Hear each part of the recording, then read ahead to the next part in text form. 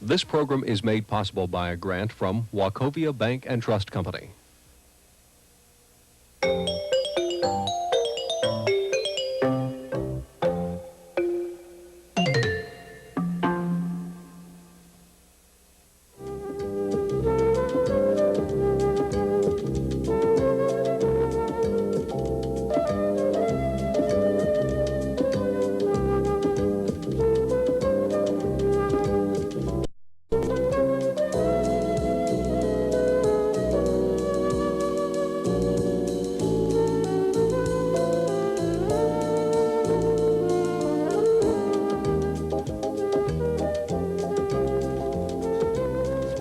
Good evening, ladies and gentlemen.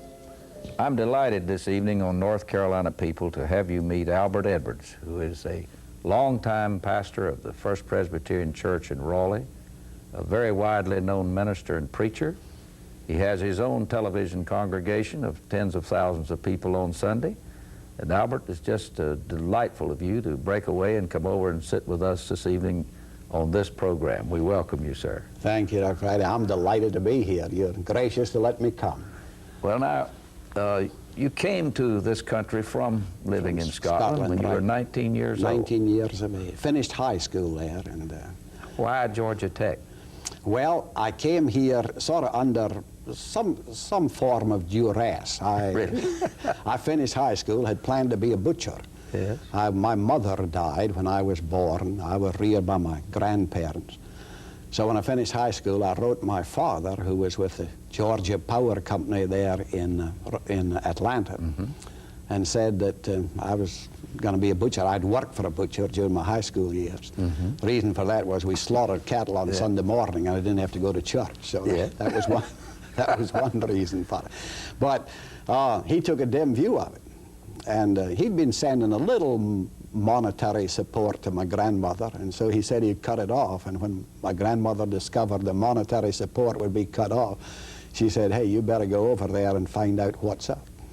That's great for us. I'm glad you came. Oh my, it's been great for me. I'm the one who's really benefited from it. Well, now you went from Georgia Tech to Presbyterian College. Yeah, at Presbyterian. I went into electrical engineering. Oh, you know, back then, you walked in, there was no such thing as SATs. Right. I remember just there was a day given to enrollment at Georgia Tech. You walked in and I presented some credits from Mackay Academy in Scotland, and you registered, and next day you were in class. So really wasn't sure, but with my father being with the Georgia Power Company, I just figured on electrical engineering. What prompted you to change to go to Presbyterian College? Probably the first folks I knew and met of my age were all fairly well identified with the church. And so I became interested in the church and in youth work through them. And probably about my junior year at Tech, decided that this is where the calling was. Well, I hadn't got a lot to, you know, the language at Tech and so forth, and I hadn't got a whole lot in preparation for the ministry. And at that time, they required you to have some acquaintance with Greek before you went. Well, I've been poor in all subjects, but I was poorer still, I'll tell you right now, in language. Well, then you went to Union Theological... Yeah, I went there. I took a year at Presbyterian College. They took all my credits from Tech, and I took all freshman subjects. I took Greek there, which helped me in big stead there at Union in Richmond. After you finished your work at the seminary, I noticed you really started your ministry in Orange, Virginia. Orange, Virginia, that place that the train runs through the middle. I used to say, I bet folk riding through on the train wonder who would ever live here, but it's a delightful spot. And then you migrated on over into the Shenandoah Valley, where you and I have many common interests. Yeah, that's we were there for 10 years, and it proved to be a delightful time. Well, as I was sharing with you, my mother graduated from the college in Harrisonburg, where you were preaching, and then on down into the valley, you were familiar with some of those great landmarks. Oh, yeah, I knew some of those landmarks down there, Washington Lee, and of course Rafine, which you say is your native spot there. That's right, a little country town out there in the mountains. But a great community. That valley is remarkable country. When did you come to Raleigh? Came to Raleigh in January of 1958. You've been preaching to us ever since then. Yeah, preaching to us or at us, or but it's been just 28 marvelous years for me and Margaret and the family. We owe this area a tremendous debt of gratitude. Well, now you're widely known as a marvelous preacher, and lots of us who don't live in Raleigh, when we're at home on Sundays, I watch you from time to time and enjoy it. How do you go about preparing a sermon, Albert? What happens in the process? I have a terrible system. You know, the seminary faculty would frown on it, but every man, you know, has to develop his own way in his own style. I'm one of those late Saturday night men. I usually like to know about Monday what my theme will be. I go from week to week. Now, I have friends who plan a year ahead of time, and I marvel at them. But, you know, I'm more topical, I guess, than exegetical. And so usually the first of the week, I like to know what my subject will be. And then, of course, I have 2 services on Wednesday, which I have to. So it's probably Friday when I get down to doing much preparation. But most of it's done between about 8 o'clock Saturday night and 2 o'clock Sunday morning. But your sermons always reflect a real intensity. You show that you really thought about it. Well, you say 8 till 2, you put 6 hours into 20 minutes. Yeah, but you're supposed to, in the seminary, you know, you're supposed to give 2 hours for every minute of preaching. Now, of course, that's the ideal. I don't know who does. That keeps I never them short, huh? Yeah, I'm supposed to. So anyhow, that's, so that's usually the time. But I mull it over during the week. And as I say, it's probably more topical. Mine grows. Karl Barth, you remember, used to say, a preacher is a man who stands with his Bible in one hand and the newspaper in another. And I think you'd have to add to that and probably say that he also has in mind his experiences with visitation and the counseling maybe he's done, where you become acquainted with the needs of the people. My preaching really grows out of my experiences with visitation or with something real topical. It also, well, you read a lot, I'm sure, to stay up with things that are going on. You have to be that topical. And yeah, I enjoy newspapers. I just thoroughly enjoy newspapers. But now, I want to talk to you about your association with young people, because you live in the midst of hundreds of college students. Right. How do you see them and their religious desires these days, Albert? Are the students more interested in the knowledge about religion and church and God, all these subjects? Yeah, I think the percentage may be small. It may be, right now, it may be a little bit smaller than it has been. But on the part of those who have an interest, there's a keen and earnest interest there. They come with lots of questions, and I think are probably more interested now in Bible study than they have ever been. And of course, this is typical probably of our nation as a whole. For instance, young couples are giving more time to Bible study than ever they did, which is evidenced by, in every community, you have like 200 or 300 people at a time gathering for Bible study in small groups. And I think you find this same interest on the campuses of the colleges and the universities. And there are groups, maybe the groups other than the churches. I think of InterVarsity and the Navigators and Campus Crusade are probably reaching our college and university youth to a greater degree than we are through the church. Is this what, when you're speaking of it as a community involvement and interest, is this what led to the early birds in the church? Yeah, well, we started, it's a group of men. No, I came, you know, in January of '58, and when the Lenten season approached, and Presbyterians haven't done much. It's only recently it was even safe to mention Lent in the Presbyterian church.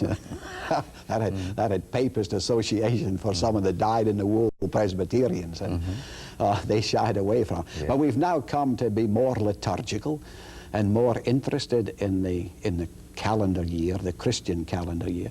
So just for something to see us through Lent and Easter, I suggested to some of the men we might get together and just have a worship service and breakfast. So that has that's gone on ever since. I'd go to say, church full at 6:45 in the morning. No, it's not full. No, with your breakfast group. Yeah, breakfast group. We probably average around between 50 and 60 men. But then we've had spin-offs. With the Methodists, some of the Methodist men first came, and then they had a spin-off for their own group. Some of the Baptists have had spin-offs, and then some of our men who came from other Presbyterian churches went back and started it in their own. Sort of an ecumenical. Yeah, it's an ecumenical group that come. Now, most of the men are those who work in the downtown area. We have lawyers and engineers and most of the professional men. We still have some of the physicians who come, and because we meet, some will come as early as 6:30. We start serving breakfast there, and we try to break up every morning by 8. Well, now this causes me to raise this question with you. You hear a lot of debate about the religious right and things that are said or not said, but there seems constantly to recur the expression secular humanist.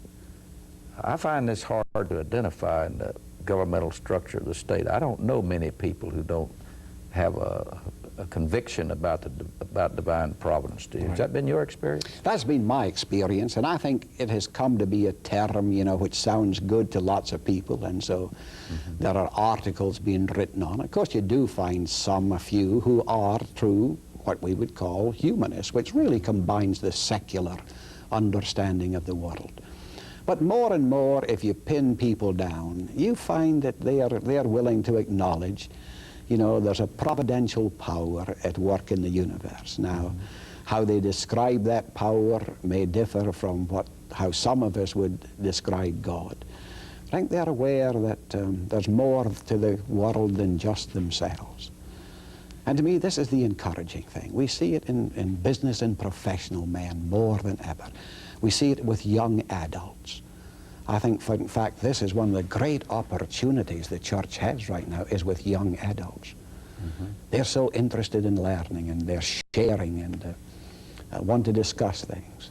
Well, that is wonderful then. It really is. And most churches are finding this is an age group which has tremendous potential. Not that we would neglect the others, but you know, in the 20s, and when you think from about the 20s, or maybe the 18s, when they got to college and you might not see them again, or they got to be 35 or 40, when they were married and had a family and sensed additional responsibilities for which they needed some guidance. But now we find them, you know, men and women, unmarried. They don't get married as soon as they used to, you know, and can't blame them. You have young women making fabulous salaries who say, look, I want my independence and my freedom for a longer time than I've had it.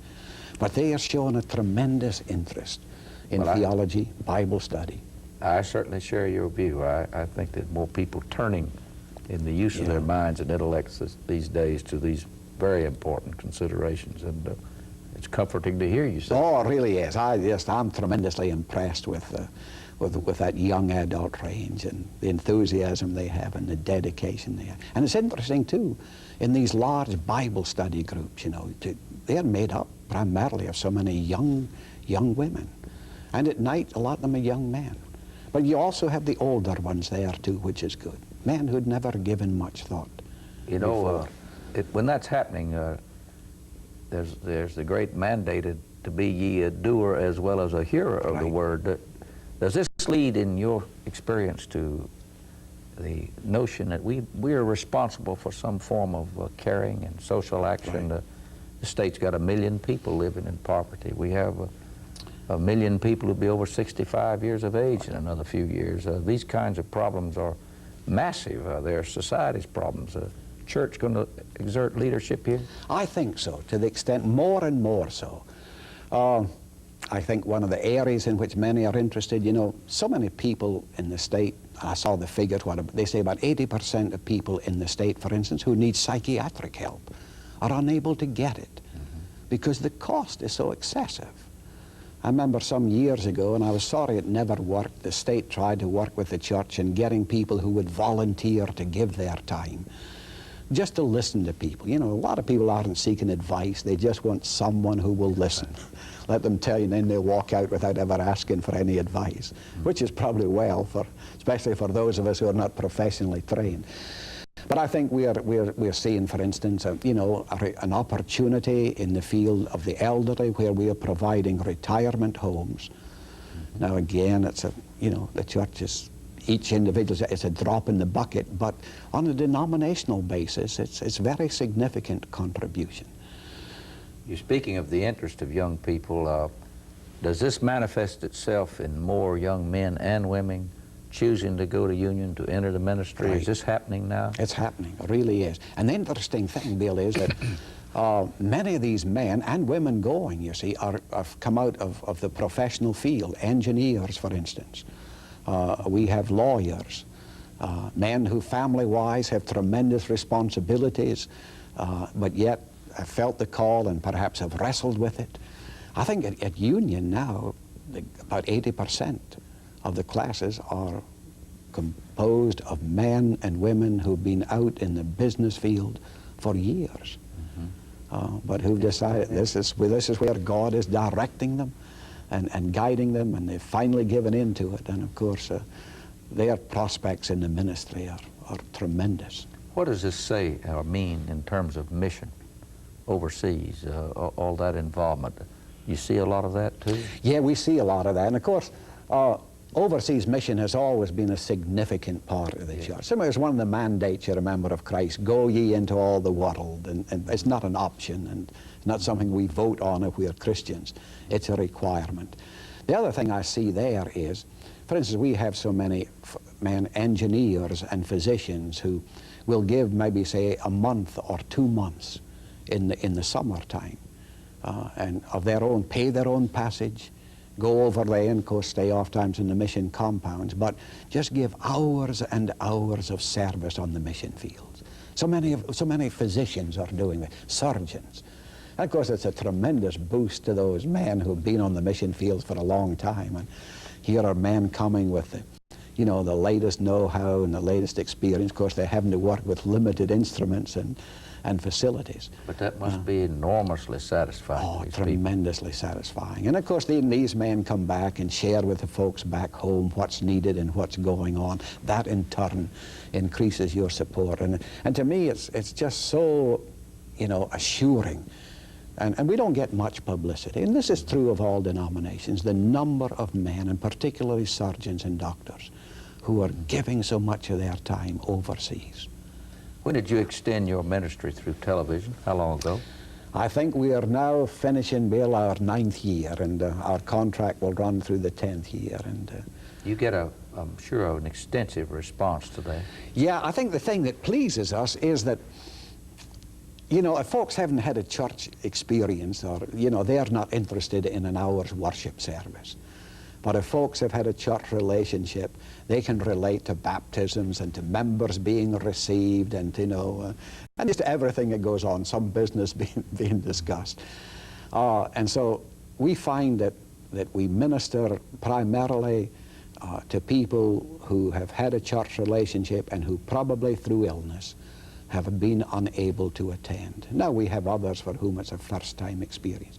But we hear from so many people, for instance, who say, look, my parents just sit at home and watch. They cannot get out to church, but they feel that they can share in the worship service. The thing that's interesting is, and you can relate to this probably out of your days when you went to, you know, the ARP church up there around Rafine.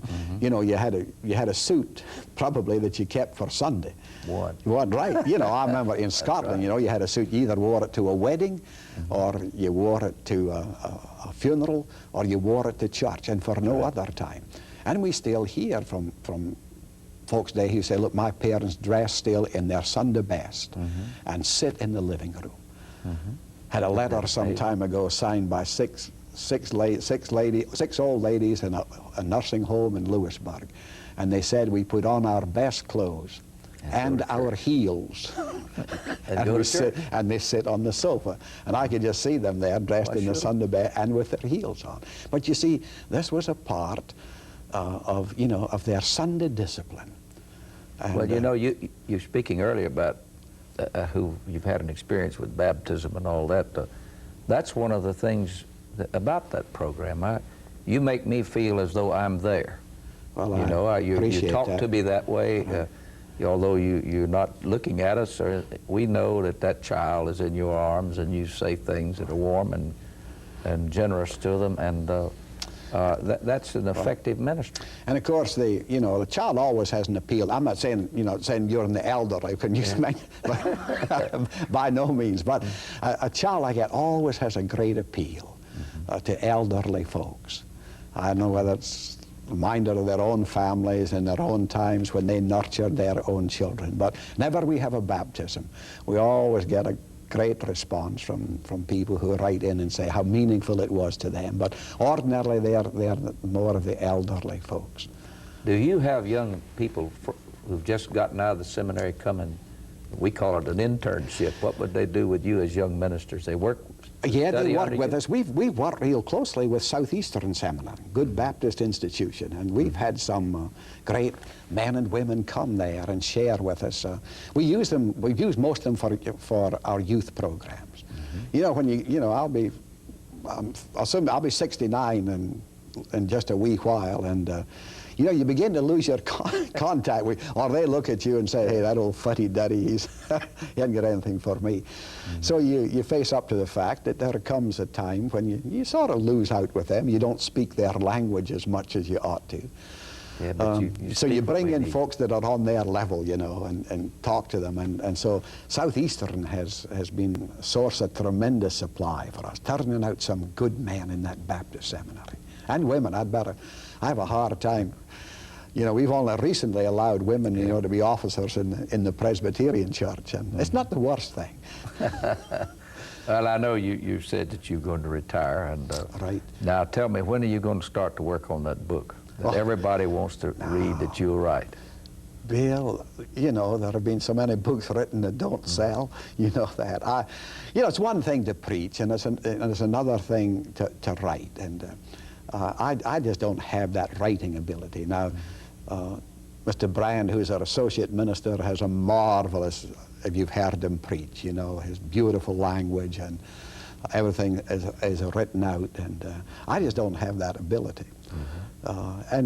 Some sermons are preached for people to listen to, others are preached for people to read.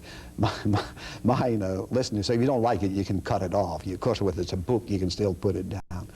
When you organize your week in your mind, if not down on paper, is it often interrupted by things that you decide that just got to be done? It's got to be done. People come in and say, look, I need to see you. And that's what makes, if I'm sitting at home working on a sermon, then I always have a guilty conscience, because I say, I ought to be in the hospital visiting so-and-so. And that's why most of any creative work's done after midnight, because I figure nobody wants to see me there unless it's a real crisis. And I don't feel bad about sitting there. Of course, it may also be the fact that, and I'm just no scholar. And the happiest day in my life was when I finished Union Seminary. People said, you'll miss it. I haven't missed it 1 hour. Well, there are a lot of us like that. Great to be out. And so I enjoy the preaching part, but I have a hard time getting ready for it. Well, it's quite that's a chore for me. And people say, are amazed. They say, what do you? I'm saying, I'm really looking forward to giving up at least the preparation part. Now, I love the visitation. I love the counseling. I love the hospital ministry, the contact with people. So I'll drop a book at the slightest provocation. But now here, you and I are sitting here talking to each other the week before Christmas, the greatest season of the year. Christmas and Albert Edwards, you remember one particularly? As a boy in Scotland? Yeah, the ones I remember in Scotland, we had little. My grandmother was proud, and we lived in a little two-bedroom, what we used to call a button band, really two-room and a little kitchen. And I can remember we had one store in town that had Christmas toys. I can remember standing outside that store window and looking at those toys. Knew I'd never get any. Pressed my face up against it, wishing, and longed for a bicycle, never got a bicycle. But I had a friend who was the son of a minister of the Free Kirk. The Free Kirk came out about the same time as your Associate Reformed Church, had its origins there in Scotland, under Ebenezer Erskine. And they were very generous to him, and they always took me into their home on Christmas morning. And so I got to play with their toys, and though I had none of them, oh, I probably got an apple. Occasionally my father would send me something from America. But, you know, if you've never had it, you don't miss it, Bill. I know, but you've certainly learned the other side of giving Christmas. But what's the significance of that ancient and marvelous story for all of us today, Albert? Well, I think it's a glorious reminder that God has come in Christ to this world of ours. Now, we may just be a speck in the universe, but this we do know, that to this speck, to this planet Earth, God has come in a form through which we can identify him, with him, and know him, and come to see who he really is. Christ said, "He that hath seen me hath seen the Father."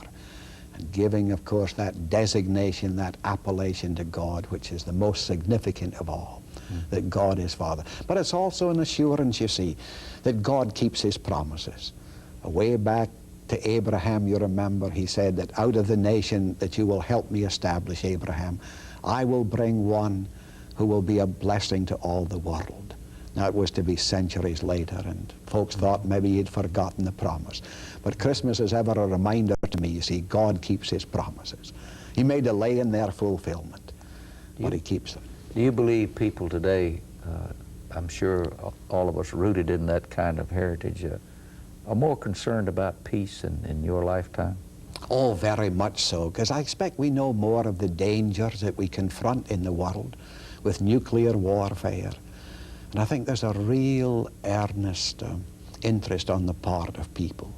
Of course, I think most are quick to realize that, you know, what peace comes will depend to a great extent on how much we can trust Russia and communism. And as I always have a question mark in my mind there, but we won't darken this interview with that. But you know, don't you find people today, it's much easier for people to say the word love and to express it one to another in many ways? And it's caring, you see, and we see it in, well, for instance, you know, for a long time we've needed an overnight shelter for the street people in Raleigh, and now we've got it. Now churches, Presbyterian churches in Raleigh are banding together to provide the money to make an addition to it. We recognized there was a need for shelter for the women of the street.